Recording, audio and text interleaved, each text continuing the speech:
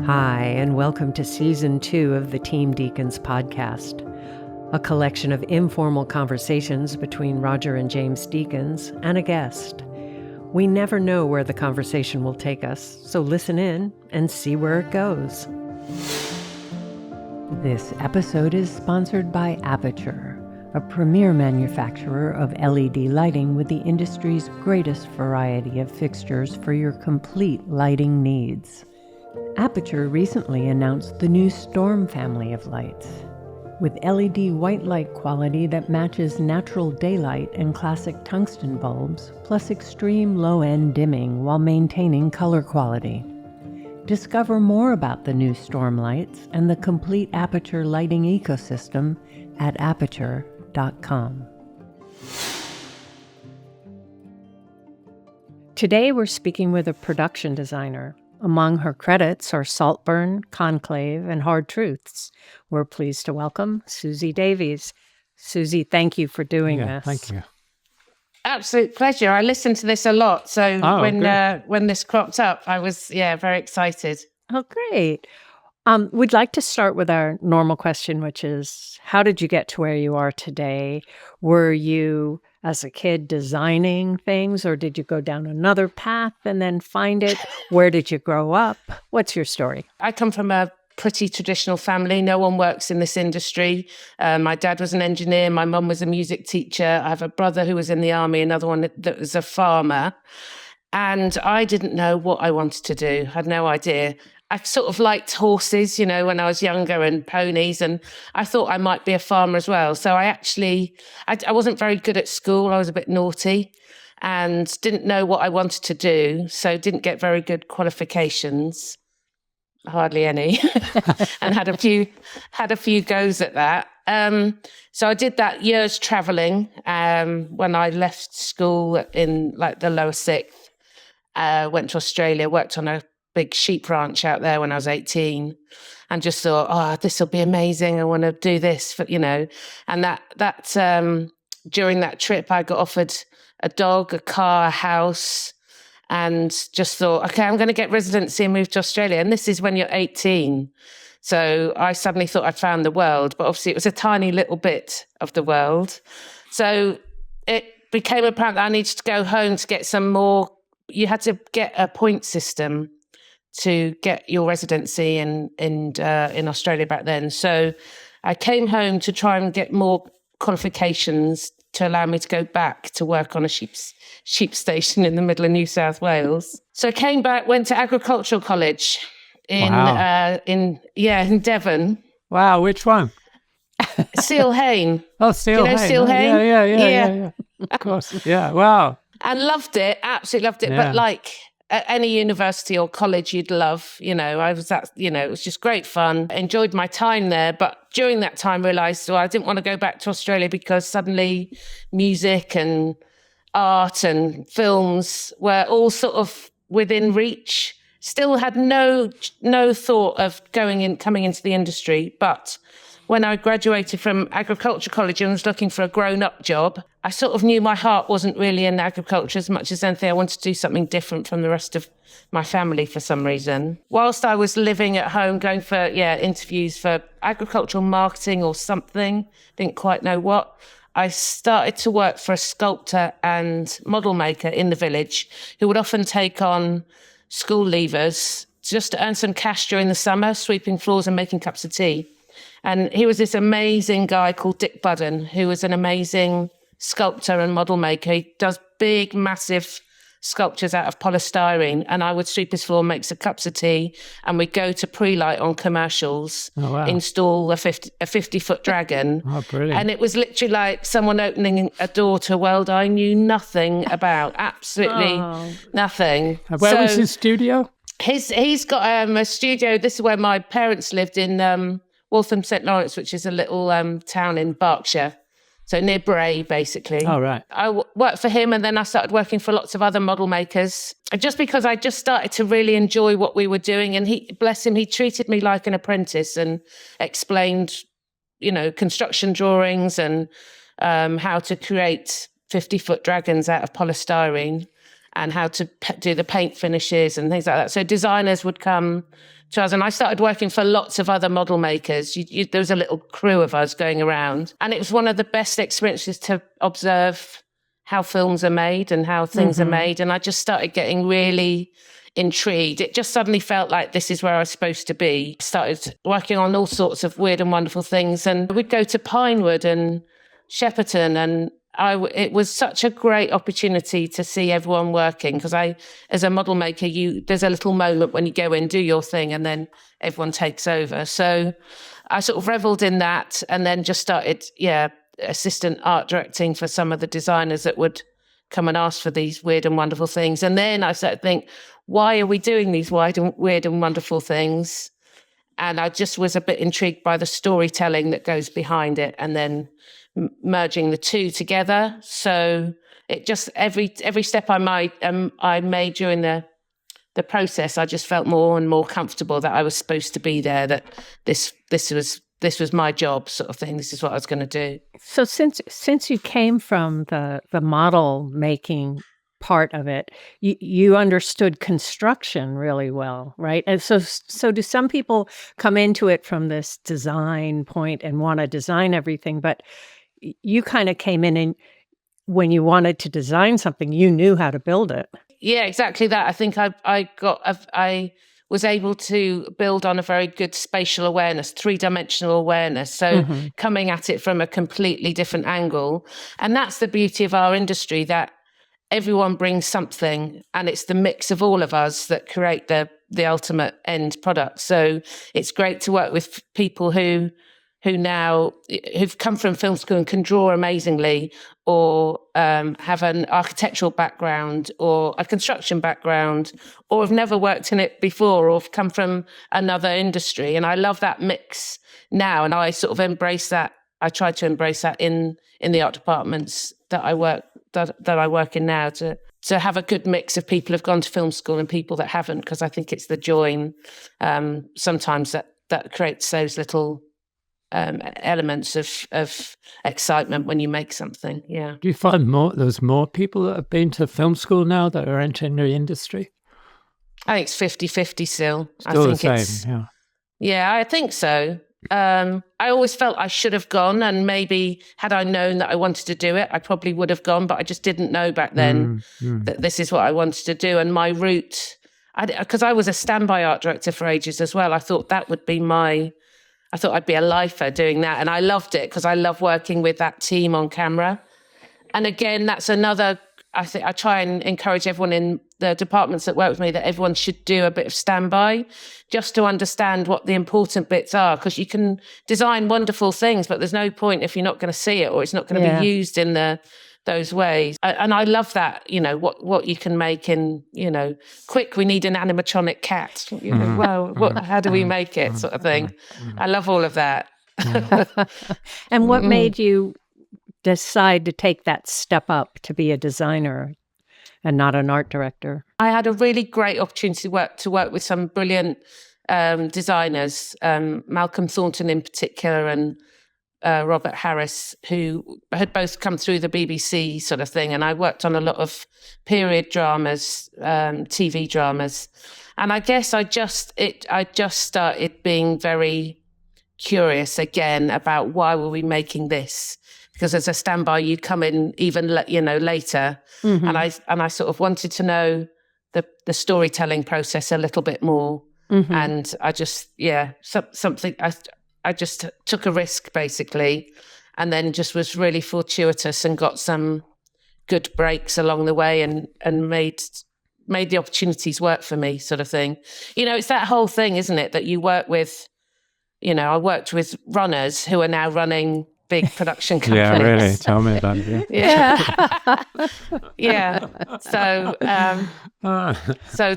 it's been fun for those, and that's what when I speak to students or whatever, is just to, that's how it works, and it's brilliant, and it's lovely now to work with some of those people when we were, back in the day doing a night shoot in the middle of Windsor or something, and making cups of tea for everybody, and now, here we are, sort of, doing doing nice work. Yeah. Yeah, it's a much more fluid system now, isn't it? If you want to put it that Yeah. way. I mean, it used to be, you had to have family that had been in the industry, and then you'd work your way up. And when you were like 60, you may get to, draw something or handle a camera. Yeah. Yeah, it's very fluid now, which is I think fantastic. It's great.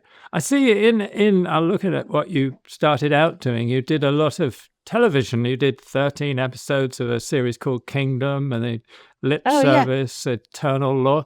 Was that? How did that start out, and why television? I mean, was that just a opportunity? It was exactly that. It was an opportunity. I mean, I would have obviously, I was a massive. When I started to think I wanted to design, I went online and was looking at all these making of movies, and I can remember watching Nathan Crowley and Chris Nolan building Batman in his garage and thinking that's what I want to do. But I just felt it was very difficult to even get my foot in the door with films because it seemed very different back then, the television world and film world.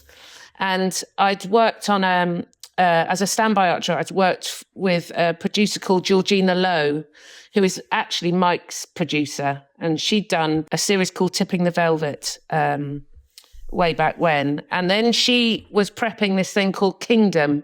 Just as the time that I was making the break, I'd sent CVs to any producer, anybody I'd ever worked with to say, do you remember me? I'm thinking of designing if anything comes up, sort of thing.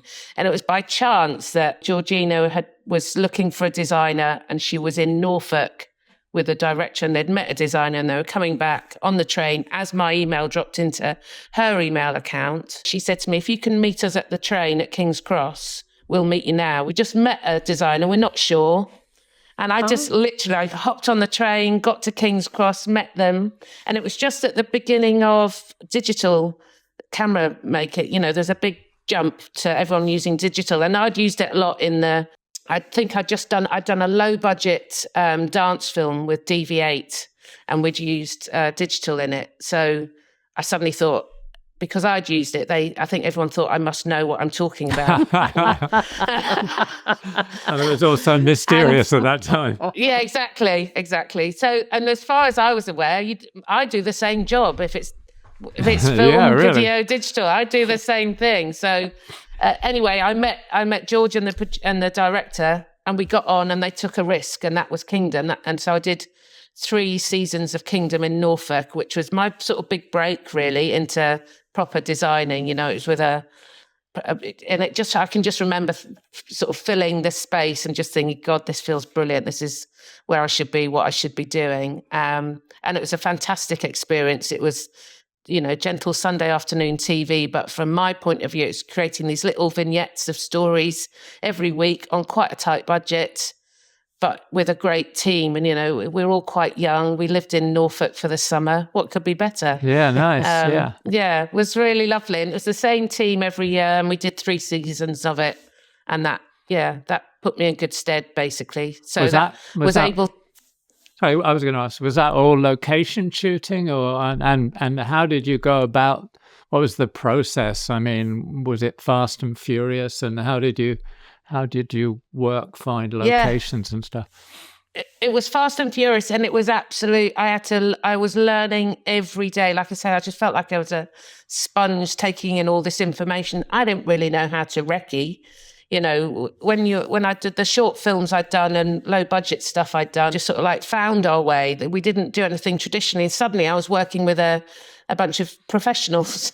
So I had to sort of really join in and go, yes, well, we'll go and look at these locations. And I started realizing what I needed to do really on the job. But it worked. I don't know how, but it sort of worked. So on the recce's, and I still use it now, I mark things out of 10 so that we can explain to the location managers why it's not working or why it is working. Everyone, like producers and directors, sort of understand which direction we're going and why that is. So because the speed of trying to find things is quite quick, and we try and film on a 7 or above, we'll revisit. Right, It's a bit like right. like Kirsty and Phil on the telly. Yeah. But and then working to a budget as well. I was having to. It was a bit bigger than I'd been used to. £2.50 was suddenly $250,000 or whatever. So that was all good. A really good learning curve across the whole thing. But it's also an enormous challenge in TV.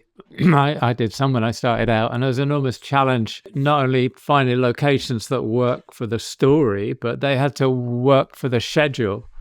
Going upstairs, downstairs. How do you get into a 7th floor apartment, and all those sort of things? This must have been kind of quite a learning curve.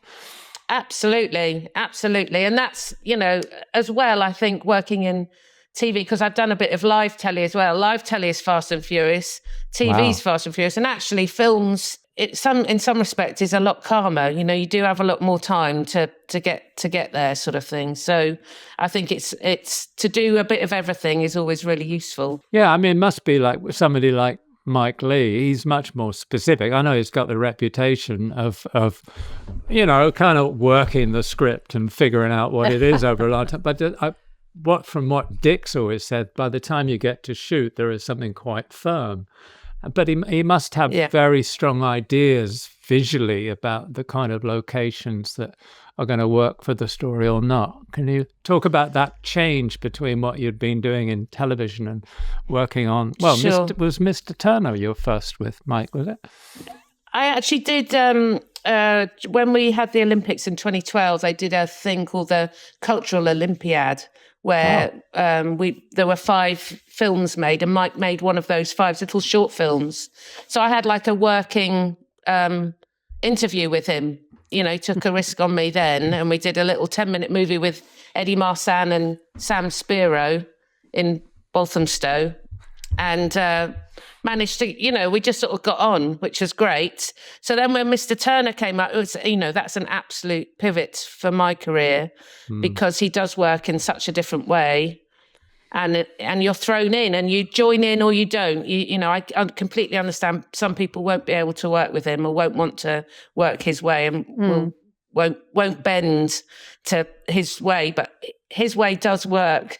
And I've worked with him now 4 or 5 times, and it takes a while to get back into that rhythm.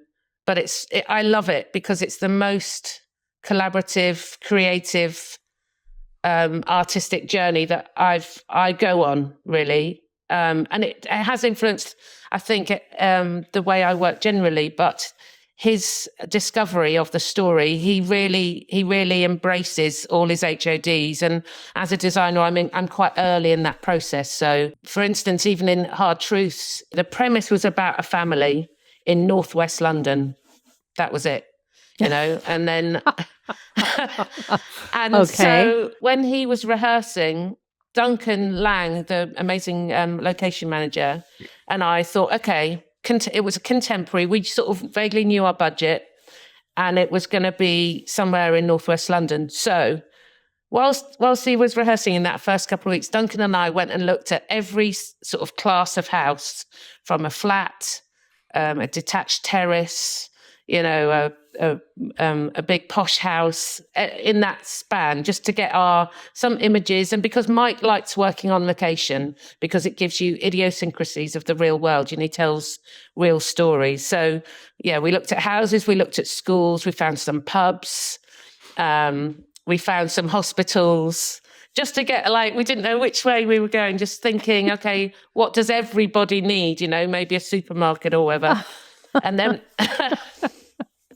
and then he started giving me little hints, and then I met with the characters, and that's just it's one of my most favorite things. So I get to sit with the characters, and we talk about sit with the actors, and we talk about their characters in the third person. So I'll sort of say, you need a new kitchen table. Tell me the process you'd go to get a kitchen table. So when I was speaking to Marianne, it would be like I would, I change my table all the time. I get it from Homebase or Dunelm. I want something I can clean really easily.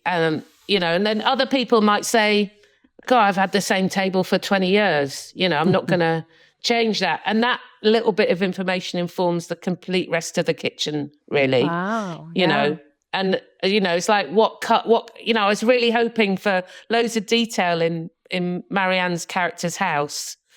But it was interesting that she didn't want anything because of her situation. She wanted it clean and no surfaces, nothing was left. And that really, I was like, well, it's going to look really drab. But actually, it ends up with bags of character because it didn't have anything. I think we think we have to dress every corner of everything. And it's actually sometimes about restraint is also another form of character telling. Yeah. Less is more. Yeah. Yeah. In some respects, it is. So that opportunity with Mike to build the worlds of the characters is fascinating because you don't get that indulgence on any other films. I don't get to sit down with the actors 3 or 4 times before they turn up. They turn up and I go, "This is the house you're living in. That's the car, and this is it's good on them for joining in. Because when you see how sincere and authentic Mike's actors are in their environments, the difference, I really feel for the actors sometimes walking onto a soundstage and going, God, okay, this is where I live, get my head around this, let alone the lines and the dialogue and the story they've got to tell. So I try and be mindful of that on all the jobs I do now. So on Hard Truths then, did you have to dress the sets and everything well in advance so everybody could come and study everything in detail? Yeah. Yeah, it's sort of built into the schedule that Mike gets 2 or 3 days at least to rehearse with the characters in their full costume to inhabit their world. So then when we come to filming 3 or 4 days later, they're completely embedded. And by then, any little idiosyncrasies that they find they want to add in the dressing have been fed back to us, and we've been able to do that. So we come up to the dressing and it's on point. It's, all there. And he's very pragmatic. He knows the amount of time we need to create things. So for instance, on Mr. Turner, he told me quite early on that he wanted to do the varnishing day, which is the big day at the Royal Academy. He knew that would take a bit of time. So I probably had, I don't know, maybe 3 months to work out how to create that. 3 months wasn't really enough either, but better than 3 days. Yeah, exactly. So that he knows when the cutoff is, sort of thing. He can guesstimate how we can achieve it. Yeah. Well, is there a big difference though when you're working on something like Mr. Turner or Peterloo, where it's historical? How much do you have to research and stick to the historical accuracy of the time and place? And well, that's another beauty. And I've done quite a few period things now, and it's important to research the period that you're portraying. But again, I know there'll be some other designers and directors that will go one way, but with Mike as well, there's we're telling a cinematic story. It's not a documentary. We're storytelling. So the research we do at some point just becomes an inspiration for the visual design of it. It's not. I'm definitely not a stickler for being absolutely correct. It's more, to me, is the aesthetic working, and it's bringing the essence of the whole story rather than the specific molding from 1840. Well, if I don't think I make a call of where I'm going to spend my budget, or where I think the effort is required, or where I think the essence will come from. And sometimes that's not about the molding on the door. It's about maybe the color or the handle or something to give you an overall feel. So I can only do that if I've done my research and let it sort of inform me from the back of my mind, rather than being at the forefront and letting that sort of run the design. The story is absolutely always pivotal. And the other thing I'm keen to always do is tell the story from one person's point of view. I think often films can be committee directed, And, you know, when you're getting notes from every sort of person, and I really try and, via osmosis, work out what is the director's vision, what's their ambition and desire for this film, and try and keep my mind out of that. I need to absolutely be a conduit of their mind. So, you know, I quite enjoy the psychology of that, because some directors are very specific. Some, like Mike, have ideas and you bounce them around, and I know what to bring back to the table. So for instance, with Mike, he'll sort of say, you know, Mr. Turner's needs to go to Margate. Do you think you can find me a house? And I'll go off and look for things and then come back and say, well, I haven't quite found a house, but I found this dockyard that I think we can do something with. And then he'll sort of respond to that. And other directors are really specific, like Edward Berger on Conclave, absolutely specific, knew very, very clearly what he wanted to achieve. So it was about me finding those specific visuals for him and then responding to that. And it's, yeah, like I say, great fun working with all the different directors. You must find it as well. Like, there's so many different ways to direct a movie. Absolutely, yeah. I think it's also interesting, too, that there are certain directors that sometimes have ideas in their head that they're finding trouble getting it out, you know, to communicate. And then when you try and do a 2D drawing, they'll go, oh, yeah, but they don't see it until it's 3D. It's amazing. But do you then, if you feel that that's the person that you're working with, do you ever do models, since you come from Absolutely. models? Yeah. Because sometimes that helps. Yeah, I think it helps enormously for so many people. White card models, all the are great. And then modern technology, you know, we use SketchUp, and you know, I find SketchUp is great because we can even make little QuickTime movies and even plot cameras and lenses and work out, or we'll never see that flat, so let's lose it. Or it'd be great if we had a camera trap here before we've even spent any money building it. You know, now we can render what the wallpaper might be that we've made, you know, and put that on it and work out even colors. You know, it's about using technology wisely as a tool. Definitely, there's opportunities there. Yeah. And do you try and talk with the DP ahead of time about, because I would think that their lighting would make a difference. I noticed in Saltburn, there was a lot of darkness on the edges of frame, which would mean you needed less detail there. Do you try, and can you get that kind of information? Because sometimes they do it on the day, but... Yeah, it's tricky because, you know, DPs often come in later than me, so they've got a lot of catching up to do. I was liking it, like I have a little sweet spot of maybe 2 months with the director when we're best buddies and thick as thieves, and, you know, all bets are off and we're completely building the world and it's all brilliant and fantastic. Then the DP rocks up, and I get dumped. And they have a new best friend. I guess with Saltburn, we knew we were going for that Caravaggio feel. You know, that was very early days. And Linus is quite remarkable, you know, at conjuring those images up. So, it just seemed to work beautifully. He slotted in, he got it. You know, he joined in pretty quick. Yeah. And was that mansion a real mansion? Was it a location? And yeah, location. Yeah. Good Lord. And it was great because no one had ever filmed there before. And, you know, that's like hen's teeth now, isn't it, in the UK? Yeah, Everyone's really, been everywhere. Yeah. So they're really willing for you to do everything because they don't know yet. I mean, everywhere's been filmed. I was in northern Kenya, Lake Turkana one time, looking at a location, and our guide said, oh yeah, Vilmos Sigmund shot this shot a few weeks ago for a car commercial. Yeah. So, everywhere's done it. Yeah, often I say to the location manager, don't if it's been shot here before, please don't talk about it. Oh yeah, don't tell the director. They're too proud to shoot on somebody else's location. Yeah.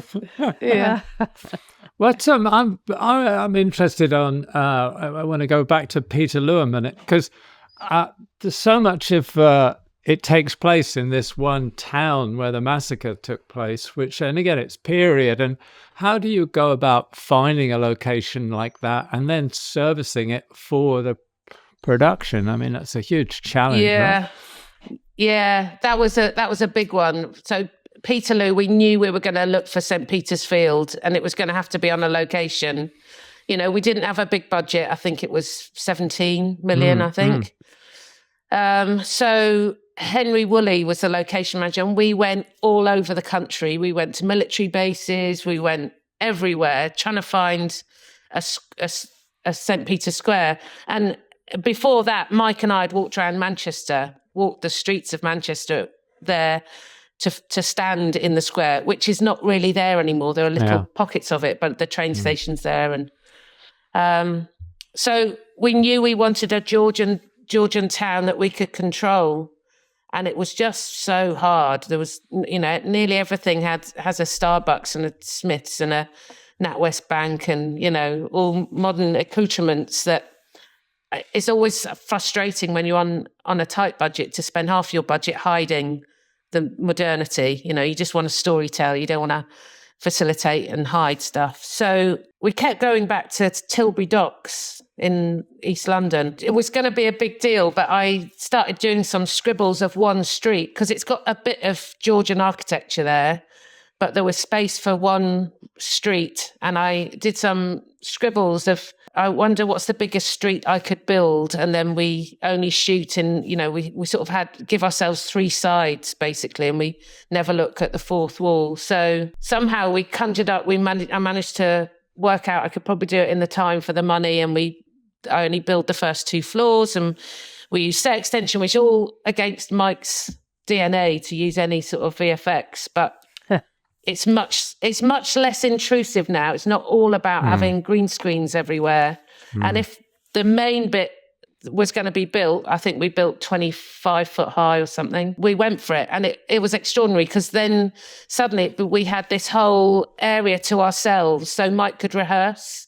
You know, it was private. It was, we literally set a little village there. We had amazing Steve Dent became our stuntman, and he got on so well with Mike to recreate that massacre sequence, which I think is so visceral and raw. Like not many other sequences like that are so intense. And I think it's because Mike and Steve worked so close together and were able to be in that environment for a couple of weeks. And yeah, we had a little village out the back with all the unit base and all the horses in their tents. And we just took over Tilbury. So it was, Manchester on Thames, basically. Yeah. And that was our world. Yeah. That was our world.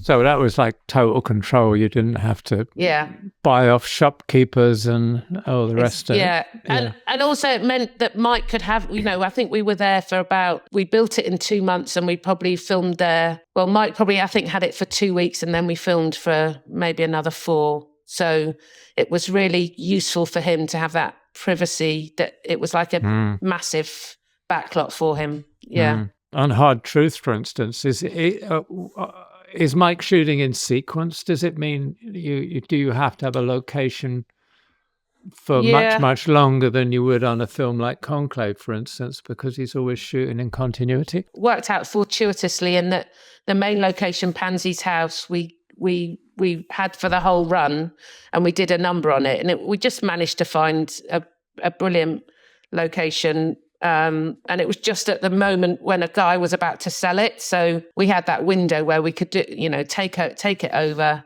and we weren't putting loads of people, family out of their house for months and months. And therefore we were able to just drop in and out of that house to and fro and just pop out to the other one. So that did enable us to have, for Mike to have a certain amount of story order shooting. It wasn't all, but the majority was. It's the way his process works best, because there are elements that have to remain fresh in the actors' performances, because they only find out about them, sort of thing, or whatever. Yeah, that's right. So it shouldn't be out of order, right? When do you decide, that to resort to building a set?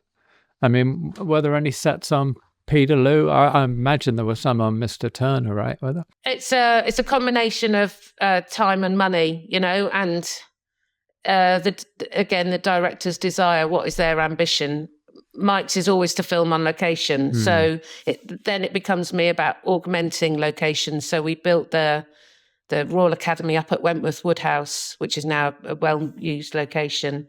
And again, we found a house that it was just about to be sold. It was a big Georgian mansion in Woolwich that we managed to get just before it was sold and do a number on it. I know for Mike, it's all about being on location, but for other directors, it's about, being in the comfort of a soundstage, in the organisation, especially in wintertime, it seems to make sense that you're in a soundstage. We can, do normal hours in daylight and stuff like that. So it comes down to as well is what the production company, what their desires and ambitions are as well. They come with a budget, and, sound stages are quite expensive. It's still cheaper probably to do most stuff on location. So that is a major factor. And I think a lot of the budgets I work in are right on that cusp, of making it more of a efficient use of the budget to be on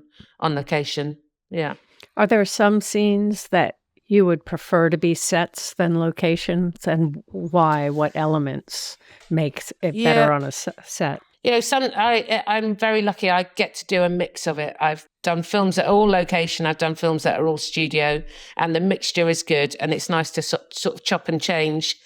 I don't think I have a inclination to do one or the other until I know what all the boundaries are. I think sometimes we're given once I've read a script, then I have a blank piece of paper and I put a line on it where the budget is. I put a line on it where the location is. And I put a line on it where what the time is. And somewhere in that triangle is the film. And in a way, the boundaries help inform the design. So I sort of need a boundary. Otherwise, I sort of lose my clarity of what we need to achieve in the time for the money. Those three things are very important for me to find early on in order to make the decisions. Yeah. If there are some scenes are more important to the story. I mean, they're critical, and other scenes are more explanatory. They need to be in there so you understand. You separate them out in the beginning because you're going to spend more time on the critical scenes.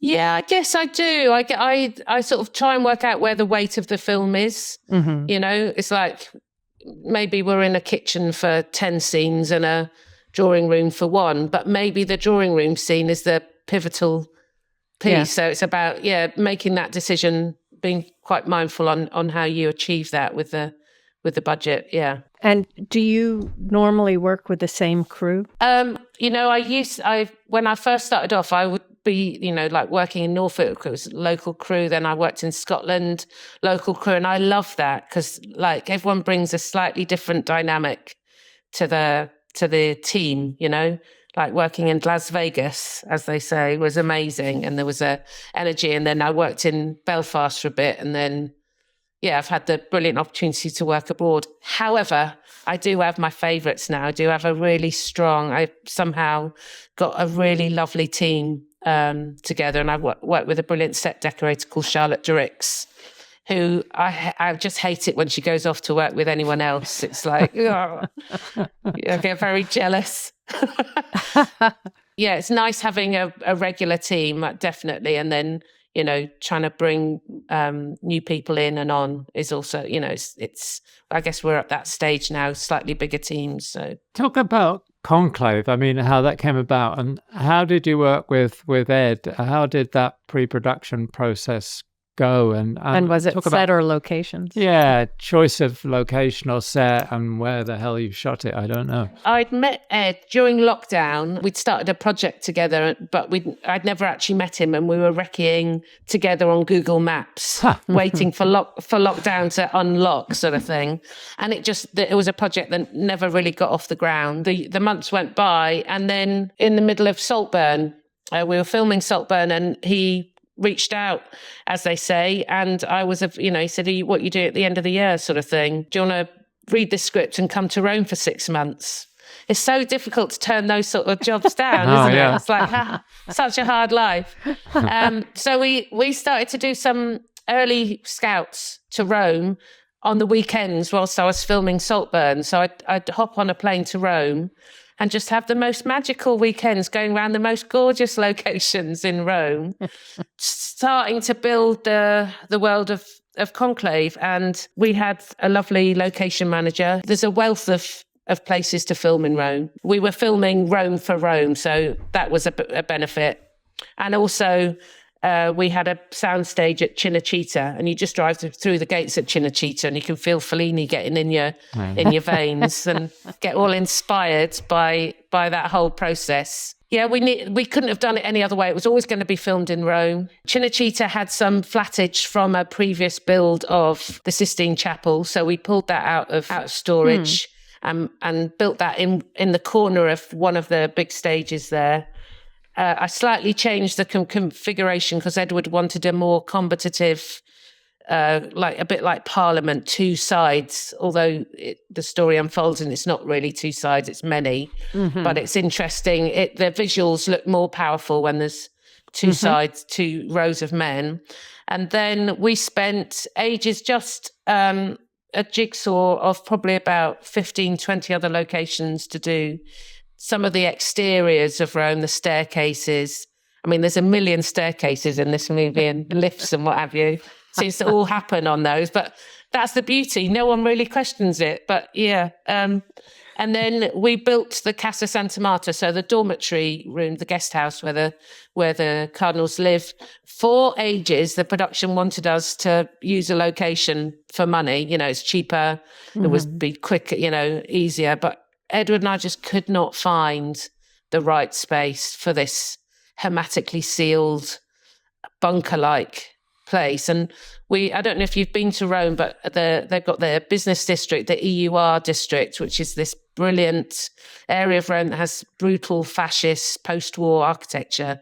So really amazing, really a real juxtaposition to the ornate beauty of the churches and cloisters. Edward and I were keen to use that as some part of our movie. He was really inspired by the Piccola films from the thrillers from the 70s. So, which is an interesting, again, juxtaposition to have cardinals in a thriller, a 70s thriller vibe, And that just meant that the more brutal fascist architecture with those lower ceilings, and suddenly the sort of widescreen nature of the movie suddenly started to play a little bit more. And again, working with Stéphane Fontaine to create that sort of, prison-like vibe, as opposed to the gorgeous openness of the Sistine.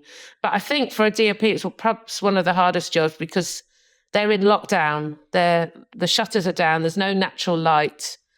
He had to use all our practical lights as his sources as well. But I think his use of lighting and the grade that I think is the end product, the grade is absolutely phenomenal. I just thought, I was absolutely blown away when I saw what he'd done to all our colours, and the lights and the shadows just looked awesome. But again, that all comes as well from Edward having such a visual eye. He was really keen. It's very graphic images that he comes up with. So when we're location finding, those are the things that he resonated with. And I guess, like I said earlier, I try and work out what are the things that get a little twinkle from a director, and I try and sort of fill the gaps in and join in with, okay, so he likes the shiny marble surfaces up against the crumbling walls, ochre walls, okay. And you sort of you have your own little dialogue going in of how you can achieve what you think the director wants. And that's often done in the back of a recce van, in those early scouting, when you just end up talking about the weather or the colour of someone's coat, and then that sort of all blends in, because at that stage everything's so fresh and new about the story and what you want to achieve. And again, at that point, you don't necessarily, if producers are listening, but you don't have to really worry about the budget right then. It's more about thinking big, right, and then thinking how you're going to do it in the time for the money. You don't want to be restricted. It's the same when I speak to writers. Because I can remember speaking to one writer and he's going, oh, maybe I shouldn't have written that because it's difficult to do. And it's like, no, never think that. It's the fun bit for us is to work out how we do that, you know. Yeah. How you get the basic reason that it's there and convey it, even though it's not quite literal. Yeah. There's a real formality, and you say it's like you say. There's strength to the images in terms of the compositions, the formality of a lot of it. Was it storyboarded, and were you involved in that process? And how closely did you stick to it? Could you design, or could you find a location that was like one angle because you knew that's all that would be needed there? I had a great concept artist who was really quick at coming up with some of the designs. We knew what the Sistine Chapel looked like and how that was going to be. So, and we knew very early on the locations we chose. When we got to build the Casa Santa Marta, which was quite late in the process, I guess, we left it to the sort of 11th hour to get the go-ahead. Then Edward sat down with Stefan for probably about a month during prep, and they shortlisted everything. It was the most meticulous directing. Like his work ethic is huge, and he'd shortlisted everything, storyboarded all the difficult sequences like the explosions and any other beats that he wanted. But they were purely as a guide. So, sometimes when you shortlist everything or storyboard everything, you lose the sort of fluidity and the spontaneity of things. It feels too formulaic. And I think that was the beauty. Edward had prepped so well that therefore he could be more fluid on the day. But in actual fact, the composition and the framing, I think, is also down to Stefan. And they had a really great symbiotic relationship in sort of like placing how things were going to be told. And again, the great thing about Edward, everyone on that set had access to the storyboard and the shot list. It wasn't a secret bit of document. It was it was a tool that everyone could be part of, which is, I think, really important that crews feel part of the process, because we're all creating it together. We definitely all felt part of a team with that. Yeah. What was the biggest problem on the film for you? I can't say. No, there's always one. Go on. Yeah, to be quite honest, it was probably my Italian wasn't very good, and I've ended up with really good Italian sign language. But I wish I was better at languages. I told you I was crap at school, so that would have been much more useful. I mean. Luckily, I work in a visual department, so scribbles were very useful. But for ages, when I first got there, my team would be going, is better. When I was explaining something, I mean, their English was really good, but I'd be going, and I think we can do this and that and whatever, and what about if we did that? And they'd be going, is better. And I thought, it's better. So they were understanding what I was saying. It's better. But is better means wait. I don't understand you. It means wait. No. So good month. I was going, brilliant. We're getting on really well. They think what I'm doing is better. Who told you eventually? Yeah, there's always those things, even between countries that are supposedly have the same language. Who told you? Yeah. I can't remember how I worked it out. I think I'd started thinking, I was trying to learn Italian whilst I was there. And I just had this app where you could speak into it and it came back as wait. So yeah, oops. Idiot. Talking about apps and technology, I mean, on Conclave, was there any digital work on did you do any CG additions and stuff? Yeah, so the Sistine Chapel we built 10 meters high and the rest is CG. Right. And when we did the explosion, although we had physical effects, we had a special effects rig in the right place. The window wasn't there and all of that. So that's all added on afterwards. And some of the backgrounds in some of the locations that we chose, the Vatican and St. Peter's have been dropped in. but I think it's all quite subtle. And again, I think when it's, it can be, it's so, I think that's when VFX is a beautiful combination when you don't notice it, and you're not supposed to, and it just blends in. So it was a sort of quiet VFX, I'd say, in that film. Have you got any desire to do a big science fiction film where there's a lot of CG? I would love to. You would? I would love. Yeah, I'd love to do a sci-fi. Oh my god, sci-fi and a western are still on my list to tick off. Yeah. I prepped a sci-fi that never got going, and it was just the best. So I've still got my spaceship in the back pocket waiting for that to happen. Yeah. It's always good. Do you like it because you're really creating a world? Completely. That anything's possible? Yeah. And also you're creating from the ground up, like how do you eat? How do you drink?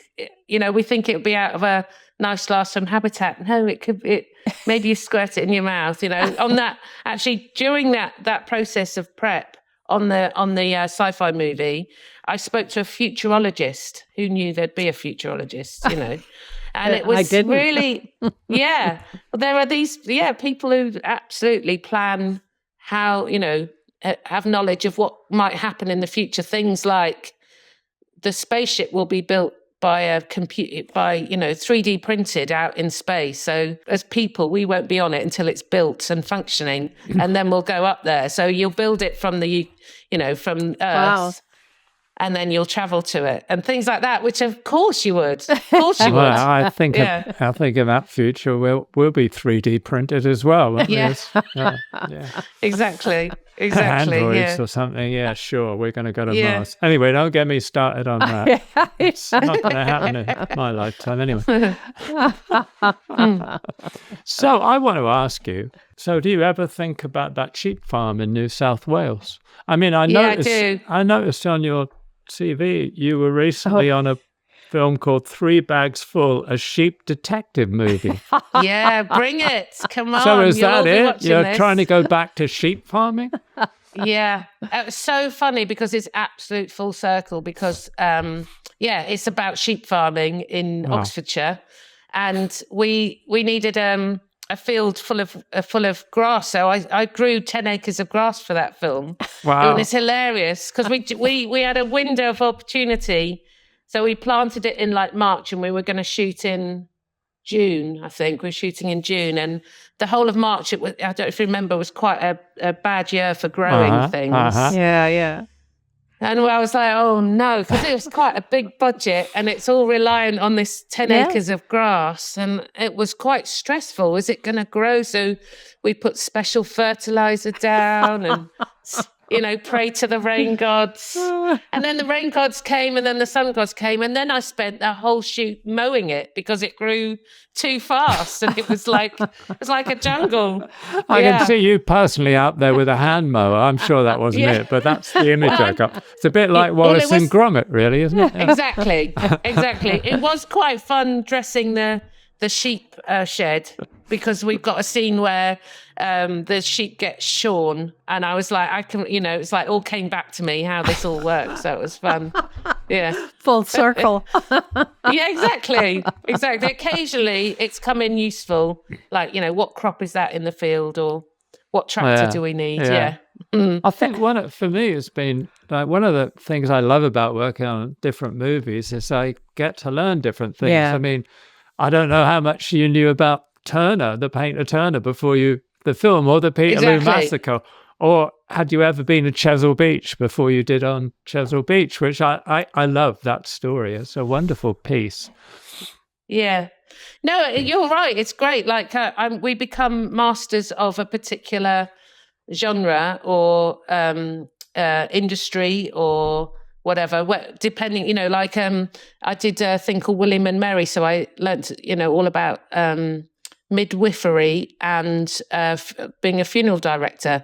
And then the next film, it's, like you say, Turner. I didn't know, I knew a bit about Turner, but not masses. And that was great to jump into all of that. Yeah, we're lucky to tell the broad spectrum of stories, basically. Yeah. And I really enjoy, because I don't think I'd give myself enough interest to do it on my own, you know?